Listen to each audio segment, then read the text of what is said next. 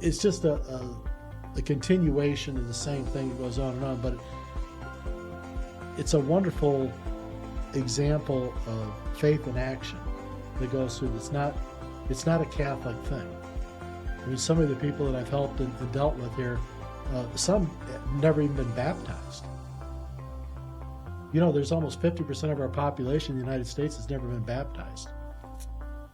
Can you imagine that? Yeah. It's one of the great protections. Well, their parents didn't care. The kids don't care. I asked him, I said, do you intend on having your children baptized? He says, why? He says, what difference does it make? I said, do you want to go through life as an unsigned free agent? The devil could come and take you up. Absolutely. He can pick you up on waivers. That's right. And you leave yourself unclaimed, he'll take you. That's right. And I said, you don't have much to back you up. Absolutely. You don't even have a stop sign. Very dangerous pilgrimage. Yeah. Even being baptized, let alone not being baptized. But people don't care. And even a lot of people in families, I know I was really disappointed. I had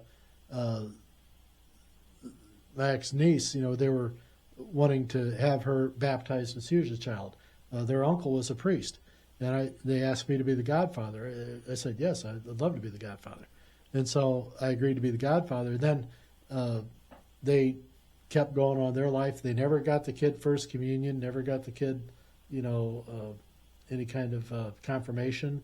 You know, the kid's growing up basically without church, without anything. It was a meaningless act. It was just done for the family's approval to baptize this child. So she only got the baptism. That was it. That was it. And nothing else. They never went to church or anything after that. Oh, my goodness. They may have gone to weddings and stuff like that. They still call themselves Catholic, but they never.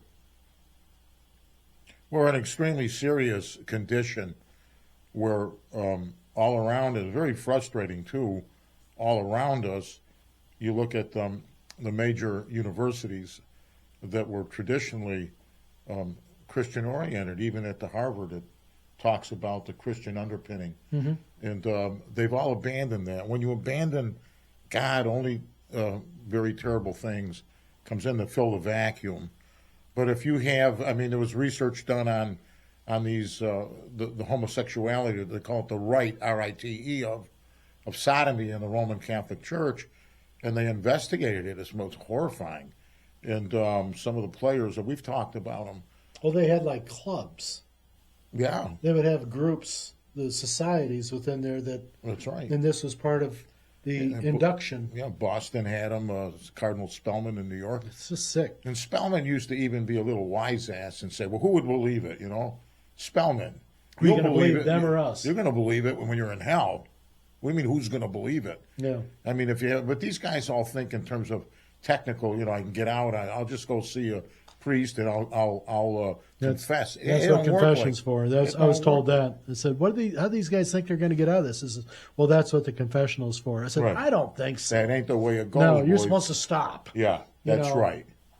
I had a guy come in when I was he used to be a mental health worker, and he came in and he was a fellow that was Catholic, and he was a practicing homosexual. And I said, well, and was he good at it? Well, he was fighting it. He was fighting it, but you know, it's kind of an obsession. Yeah, I was just kidding about the practicing homosexual. Was he good at it? Yeah. I got a medical practice too. Are you good at it? Well, he was practicing, yeah, and he wouldn't, and he would. I said, well, why don't you go see a priest if you feel that kind of guilt and see what he can do? Well, when he went to see the priest in confession, the priest hit on him. Yeah, and I'm thinking, oh my God. He pulled, what was that one, Ted, who was the one cardinal that he just died last year? He was hitting on priests and other people in the confessional. Who's that? Theodore McCarrick. Oh, McCarrick? When McCarrick died. And so when the Vatican was doing investigating on him, well, the investigation sort of stopped about the same time that about $600,000 went from McCarrick's account to the Vatican's account. Okay. You know, where is this guy getting $600,000? Well, he was a cardinal. You're saying where they can make all the money they can get. Wow. You know, they have control over all these properties. And, you know, when I was checking out the Bureau of Labor Statistics on what these guys make. And they said the average priest makes $60,000 to $80,000. The average bishop makes $225,000. And the average cardinal makes whatever they can get. Because they didn't have numbers on what these cardinals are making. And normally they want in the thousands what they get. I had a cardinal come to the restaurant with a bishop and a priest, a local priest I know, and so I had traditionally written some nice checks for these people, and so I was one of the stops when back. Now they're back again. They're back for the collection tour. So I'm thinking I'm not gonna, this is like a. So the cardinal was there, and I made a check for $200 for him and $200 for the bishop. And the cardinal goes, well, what am I supposed to do with this? And I said, well, maybe you want to take your family out for dinner sometime. And he said, I don't have no family. And I don't pay for dinner. Well, then give me my money back. Yeah. And I don't pay for dinner, Right, that's right. Yeah. But the gift that I gave them, because the one priest, he's a nice guy, he goes, I hope it's real big, But the gift that I gave him was a small replica of the Shroud of Turin on parchment and stuff. I thought that's a much better gift than $2,000. I mean, for these guys, right? Wouldn't you want a nice display of the Holy Shroud of Turin, the face and the body of Christ? Are you asking me? No, but I'm just rhetorical question. I mean, they really don't care. They want the cash. Right. Yeah, it's a silent majority out there. So this is where, did I ever tell you about how what is it when you have narcissism? Yeah. And what comes out of narcissism? In the path of like a priest or a teacher type of thing. But what starts with narcissism ends up when there's a hierarchy. What comes out of narcissism is then clericalism. And clericalism is when you aspire to have a higher position and more authority, because what comes with it is more power. Not necessarily the money, but the authority and the power Is that you can exert more seductive. is more seductive to them. And so this is what you see a lot of times in church people in the grading, going from priest to bishop. So a lot of priests aspire to be a bishop. And so they come out with the thought that someday I hope to be a bishop. So they're working all this time. So they get into this like me category. I got to keep advancing me rather than the he. Yeah. Okay. And so they've kind of lost that perspective a little bit. They think by promoting me, I promote he. Not right now. Not Well, right. but then they get into this search for clericalism, so they want to keep increasing their title and moving upward. And you see it also with like the teachers, especially in the university class, to come in as as a assistant, and then become a professor, and then become a head, and then maybe a dean, and who knows, and end up being a provost, where you get paid for doing nothing except showing up for the football games and wearing the right sweater type of thing, get your photo taken. Something that I hope Kamala Harris will end up being here pretty soon. Just a quiet, non-functioning. On the side. Yeah, just keep her over by the third rail. Just keep that kind of thinking out of my body. But this is what happens with these guys as they try to move up the line. And this is what causes a lot of our problems. And this is why I believe that none of these guys in the last 108 years since Fatima has addressed Our Lady's pleas about correcting their behavior. We wouldn't be seeing what we're seeing now. Well, and it's still not being talked about, and it still gets dismissed. And then you got Our Lady of America, who keeps getting put down, and then other people want to say that it's a subordinate blessing or devotion out of something that happened with this Luisa Picaretta, type of thing. So there's just some. I mean, one comes out of Luisa Picaretta, the other one comes out of the Blessed Mother. Which one are you going to listen to? You follow Our Lady. Not only that, you take a look at the fruits, and he's articulated the beautiful fruits, You take a look at the amount of suffering. Larry can tell you about that. Over 25 years, even suffering to where the computer, is demonically possessed, and he's had enough. It's about that, and you said only our Lord can correct this because humanity is not going to do it. Right. I totally believe it. I don't think the church can fix itself. I don't think the church has the balls to fix itself, to even have the discussion. And I don't think that anyone in the West has the gumption, the capacity to stand up to what's coming with this onslaught. No, we're in full collapse. I mean, you got England's about to fall. I mean, if Israel goes, all of Europe is gone. Yeah, it's just a matter of a couple decades. Well, it seems like that we're losing, but I think that when we talked about Washington's vision in 1777, he was given a clear indication of the destiny of the United States of America, and of course, the three. The first one was the Revolution, and it said the same thing that you said to our Lord. You want me to do this work, fix the computer? In Washington said, if you want this to be a nation, you're going to have to, do something to intervene because we're having our asses handed to us by the English.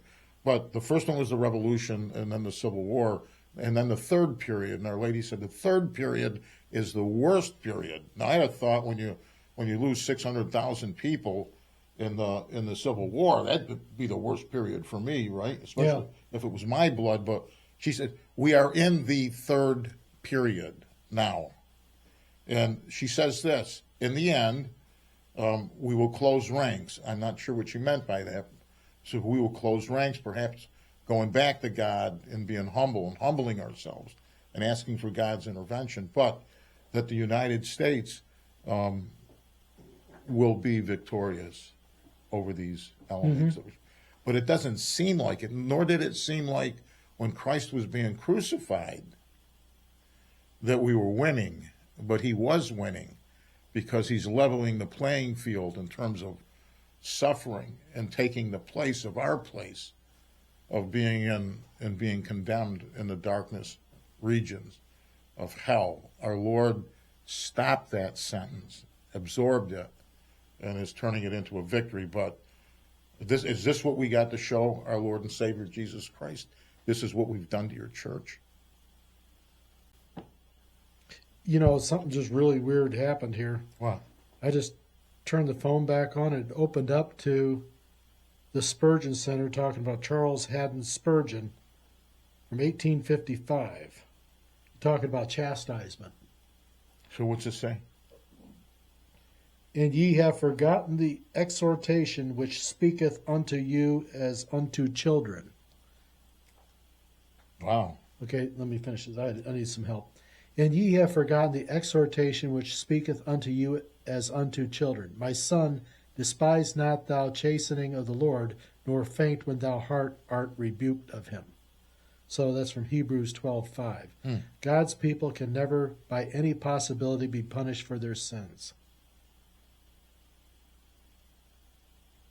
God has punished them already in the person of Christ.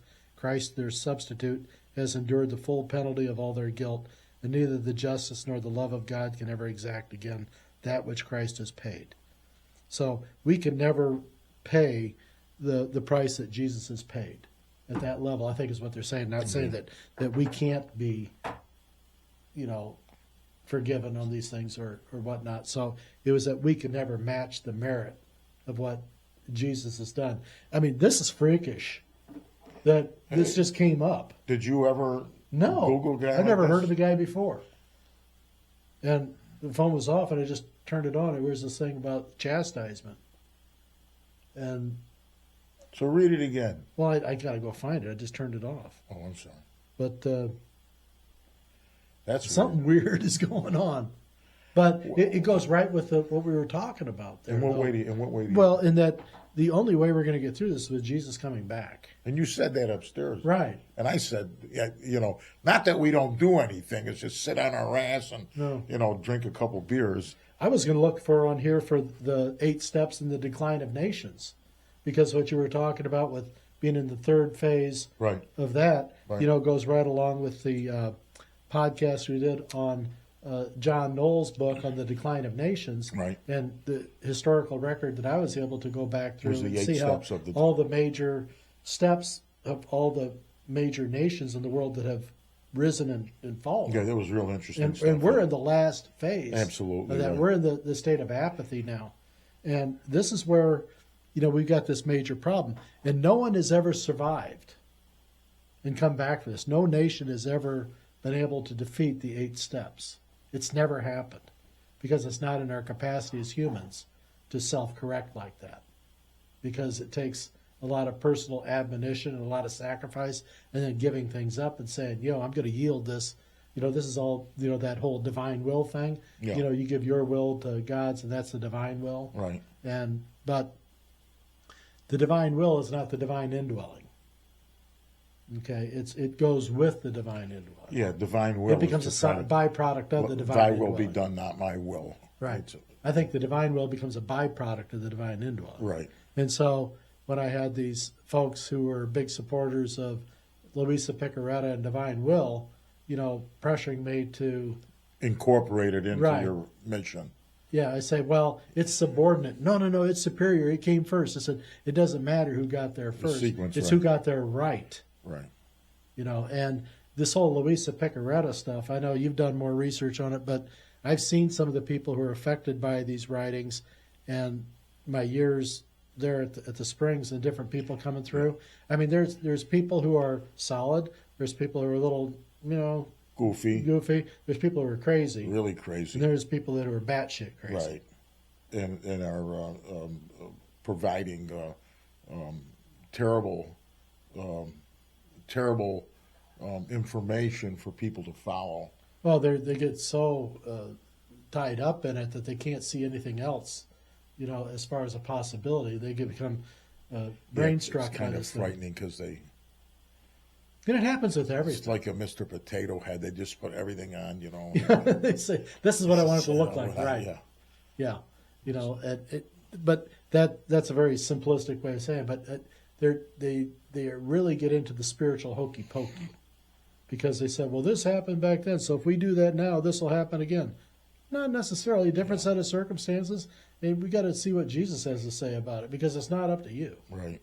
So Yeah, well, they said, Sister Lucy, diabolical confusion. That's what we're seeing. You're getting now, these people. what was she talking about that? Now, Sister Lucy was one of the kids at Fatima. Fatima, and she said in one of her in like the 3 secrets, in the 3rd secret, she said there will be a time that people will be so confused that confusion emanates from demonic activity with people that have fallen away from the faith and not being obedient to what they have asked the Bishop of Rome to do, which is consecrate Russia to the Immaculate Heart of the Blessed Mother. She said, if that is not done, there will be diabolical confusion. I mean, take a look at what we're... Well, I don't think it's experiencing. just affecting the Christian populations or the religious population. I think it's affecting even the godless population. Absolutely. Absolutely. Because They don't know what the hell they are. Lucifer will use them for, who do you think is going to be cutting your head off? People, animals. Well, I had someone say that. I said, when the time comes where they're going to demand pledges out of everybody, and they says, "Oh, they'll never do that." I said, "They already did." And they go, "What do you mean?" I said, "What do you think 2020 was about and all the masks?" I said, "They knew it wasn't going to function. It wasn't going to do what they said it was doing." I had to study epidemiology to kill the black mold in the building and things like that. And I know from a fact that none of those N95 masks was doing a damn thing to keep any viral spread away. And they knew it too. All it was doing is keeping you from sneezing out on the floor. They wanted compliance, They wanted compliance, and that was a pledge. Okay. That was your subservience. That was giving in, yielding. So now we're going to put the mark in here so that you can do. Yeah. And if you don't do it, you ain't going to eat. Right. Because we're going to make sure that you. Right. And then everyone says, "Oh, I'll never take the pledge. I'll never, deny my Lord." I said, "I'll tell you what. Here's how they're going to do it. They're going to take your parish priest. They're going to take him out in the front of the church. They're going to kneel him down. They're going to cut his head off, right in front of y'all. and then they're going to say, all right, over here, take the pledge, or you'll be next. And this is, oh, never do that. They'll take you out, cut your head off. It'll take about 2 or 3, then everyone will take the pledge. Yeah. Everyone thinks they're tough. It's like Mike Tyson said, he says, everyone's got a plan until they get punched in the mouth. He's right. He says, everyone thinks they're going to win this fight until they get punched in the mouth. Yeah. He says, then it all changes. It gets real. And that's how it's going to be, and that's how it has been, and that's how Islam has spread all around the world. It hasn't spread by baskets of fruit and help, in the neighborhood. It's all spread by the sword. By this, a few simple beheadings gets everybody's attention, and then they all start, walking away from what it was. All right, okay. Yeah, didn't really matter to me that much anyway, Hey, look, hey. Yeah. I'm a burqa kind of guy, So we've discussed this before, but in 1997, or 97 or 98, we were to bring the Shroud of Turin out to St. Meinrad's in Indiana.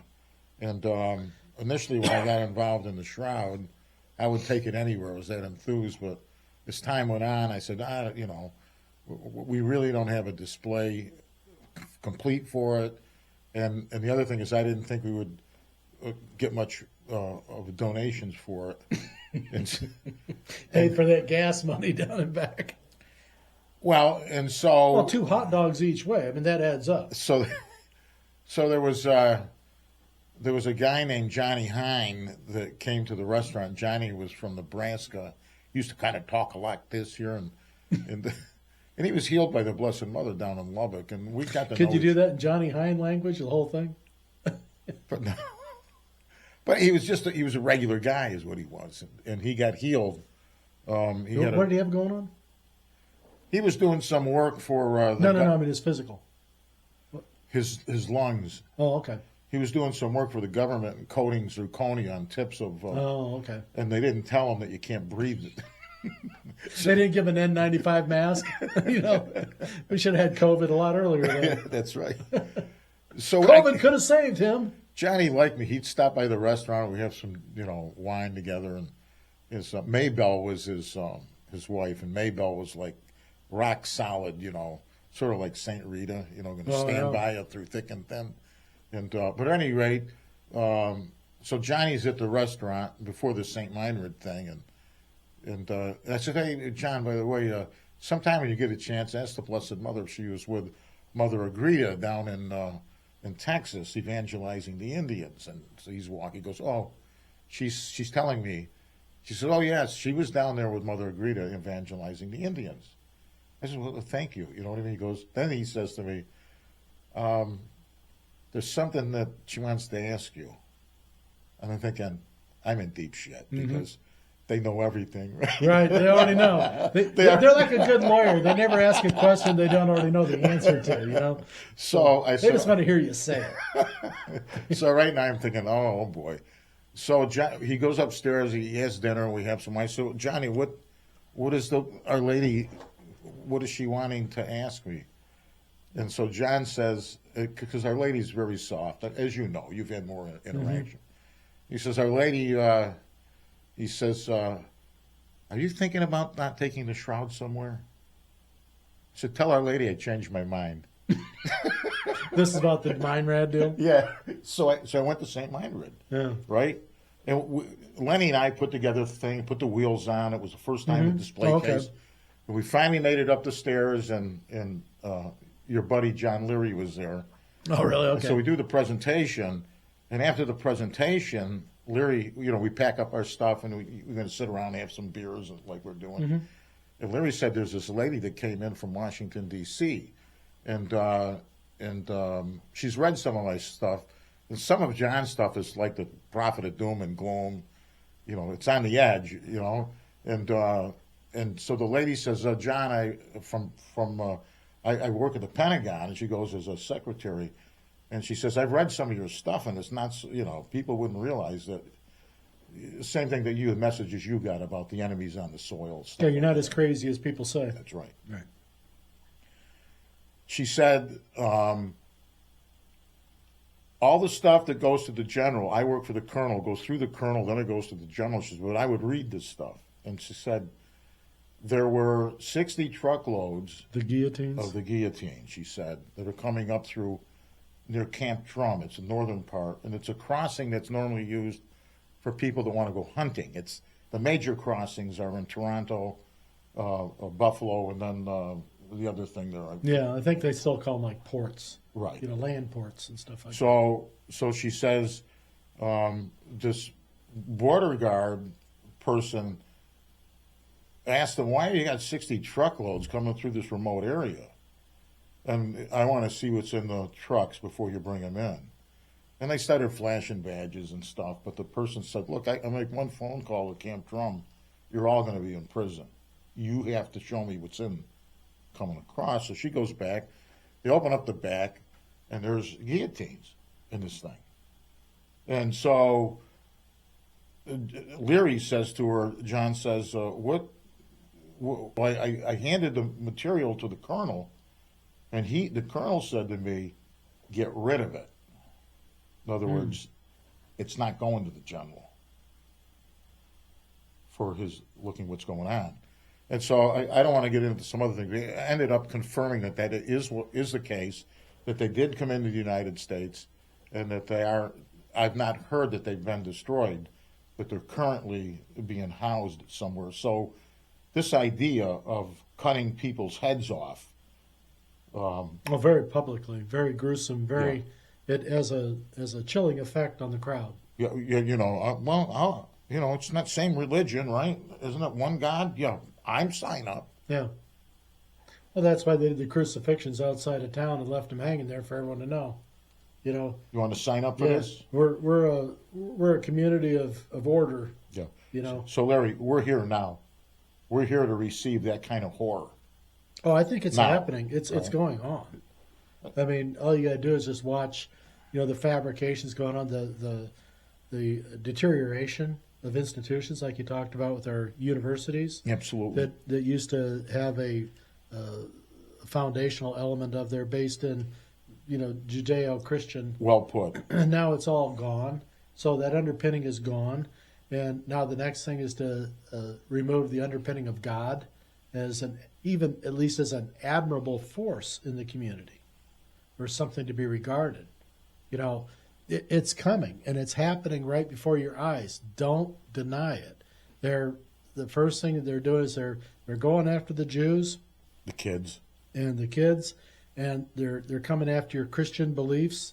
Let alone if you're a Catholic, heaven forbid, you'll be first on the list, because they feel that Catholics are the weakest because they won't fight back, is what their feeling is. Anyway, not even in verbally fight back, or not even fighting back by giving their kids proper instruction. No, they sit there and say, you're just as good as everybody else. Come on in, baptism, that's fine. Forget about the rest of the stuff that you can. Right. But with all this, we have, Francis goes and tells everyone, all the religions lead to God. Right. It's crazy. It's like, right. What the hell are you doing? Who are you working for? Right. Why do we give you the hat, the privilege? You're supposed to speak, from a sense of, Catholic. Right. That Jesus is God, not Muhammad. Right. Or Vishnu. That's right. What the hell are you doing? Bob and Tom, Vishnu with you. Vishnu, not much. Remember that? Bob and Tom? Not much, yeah. Yeah. It's like, they tried to take it over for Groucho Marx, viaduct, Right.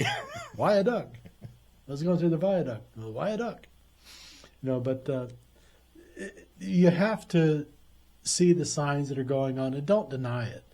And you don't have to want to sit there and take people out, but you have to defend what it is that you're going to call your faith. They promoted two guys, not quite in my lifetime, but in your lifetime, to the status of archbishop for defense of the faith. The last ones I've been able to find that were elevated for defense of the faith were Monsignor Sheen and Bishop Knoll. Was that right? Yeah, they were. Those two were. Yeah, neither one ever sat in an archdiocese, but they both went from being a bishop to an archbishop Because of the defending defense of the faith, because of their work to defend the Catholic Church against communism and the portrayals that were being made by people like William Randolph Hearst and other bad people, trying to diminish, the truth. Boy, we need them now, don't we, Larry? Well, we've got them. We just got to go back and keep reading what they had to say and follow it.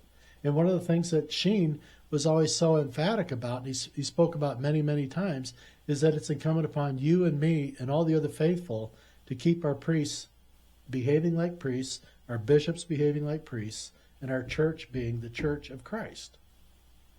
It's our job, because they won't do it. It's kind of basic, isn't it? Right.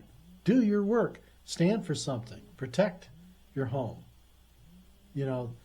And these types of things, but they're not doing it. They keep yielding ground, and the other forces keep filling that space, and you're not defending your children by, claiming and insisting upon, baptism, and then the following through of the rewards that come with that baptism.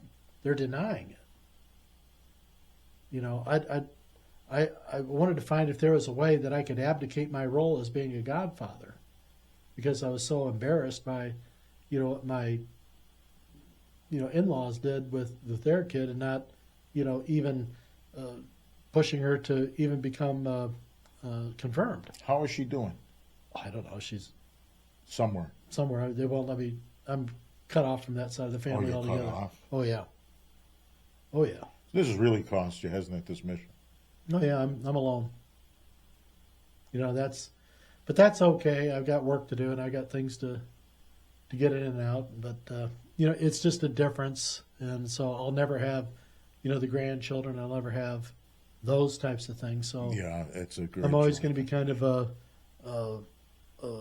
an alone kind of figure, but I think it allows me to do the hard work that needs to get done. Well, that's what Our Lady told you. You said, why? You asked her, why have we not had children? Right. Because I wouldn't have been in a position to say yes. And you probably wouldn't have said yes because I couldn't have if I was a dad. I wouldn't have been able to. But, we need other people to stand up and to stand in the way. And I think that's, I don't know, it just seems like it's always been my call, was to stand in the face of, the traffic and say, no, you can't come down this road.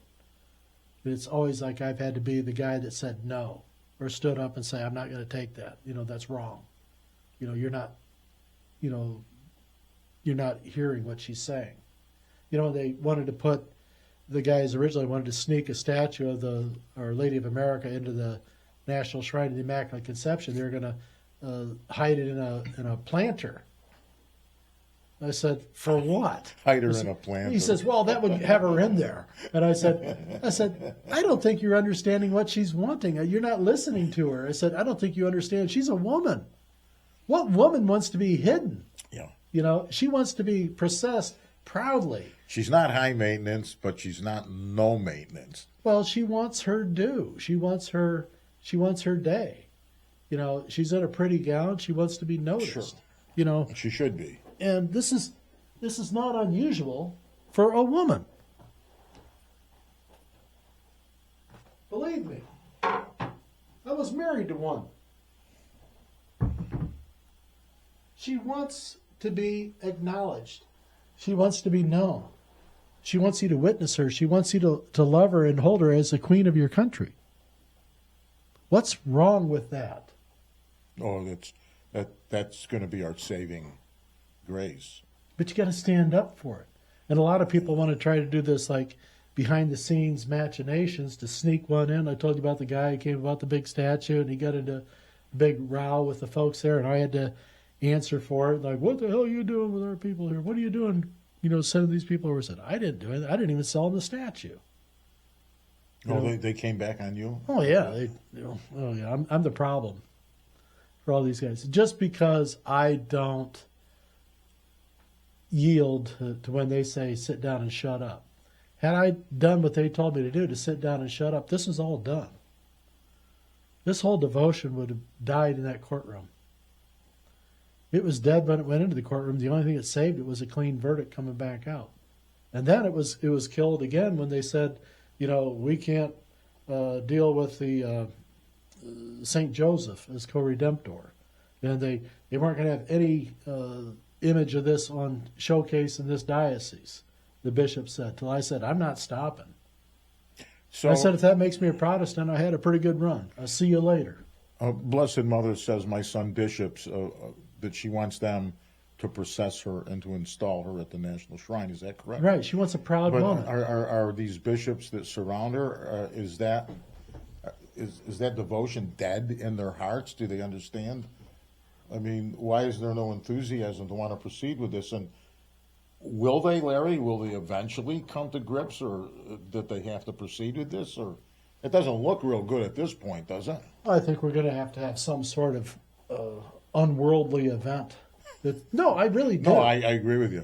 I think the shit's really going to have to hit the fan, and then they're going to come back to this as a last resort and say, look, we didn't get the message right on the consecration of Russia. Right. Maybe we ought to think twice about this time. Okay. All right, you're right. I think you're right. I think it's going to come down to that because these guys don't have the balls. Wow. And they're afraid. They've got these machines that are already in place, and they just don't have the wherewithal to do the right thing. They say they do, and they're preying on it. But in the meantime, we know what that means. Right, nothing. Right. They've been preying on the third secret of Fatima for how long? 108 years now. Right. Yeah, nothing. So we got Garabandal, we got that gal. Is she going to die? I mean, she's going to be in her 70s now. I think she's close to. Yeah, she's my age, and oh God, she's already dead. Well, we don't have that much time left, but she's 8 days before the warning, and then if we don't wake up after the warning, then it's Well, we've had warning after warning after warning here. Yeah, but this is the Holy Spirit interfacing, and it's like a mini judgment. Okay. But will people recognize that at that time? Some will, and they say some are going to say, "Well, it was just a dream," or because the human will is crazy. I mean, some will recognize. I don't know. I don't know, Larry, if we're going to get into that chastisement, because it's going to be a horrifying event. I'll tell you, it seems kind of like the sun spinning. We had events there at the Springs. We'd have hundreds of people at the same time would see the spinning of the sun, and still there would be a contingent of it says, that was just, it was affecting our eyes. I said, everybody the same at the same time? Yeah. Everybody's seeing the red coming off at the same time, the blue coming off it. And that's the kind of thing that we're up against, right? Is that? Well, there will always be some, and that's okay. I'm not trying to deal with the doubting Thomases. They'll come around on their own. I had a situation where we were talking about divine will in the Luisa Picaretta group. Well, they were in one time several years ago, and they were led by this guy, Father Celso, who's kind of a loose cannon himself. There's a couple things I don't agree with him on, and one of them is that he emphatically espoused that the water coming out of the ground there was miraculous, and just by touching your lips you'll be healed.